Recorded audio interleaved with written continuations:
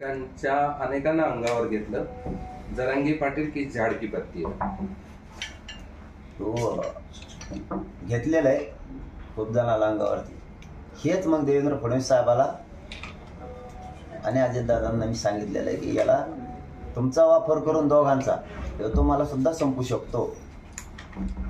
इतका विश्वासघाती आहे आणि तो मोठा मोठ्याला शिंगावर अंगावर घेतला असेल. भाऊ मला नको घेऊ, तू तुपला धोरणात खायला झोप, माझ्याकडे नको येऊ तू.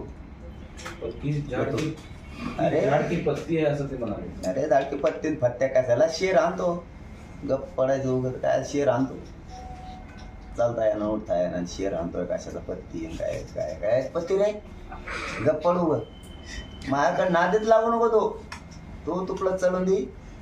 मामा चाललाय मराठ्याच्या मध्ये बोलू नको, तो चलून दे कवर बी भेकड सगळ्या दुनियाचं खोटं बोलून संरक्षण लावून घेतोय. केशी मागे करून घेतल्या सगळ्या गोरगरीब ओबीसी बांधवांचा उपयोग करून घेतला. त्यांच्या आरक्षणाचं काय, धनगर बांधवांच्या गोरगरिबांच्या आरक्षणाचं काय, त्याच्याबद्दल कचाकच बोलत नाही.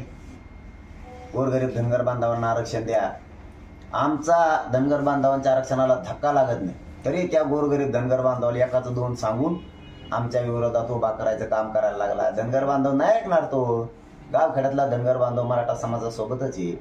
इतका स्वार्थी, खूप स्वार्थी.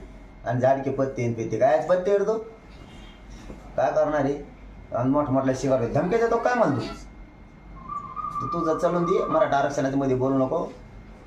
तू घेतले असतील खूप जण अंगा, फक्त फडणवीस साहेबांचा आणि अजितदादांचा वापर करून त्यांना संपू नको.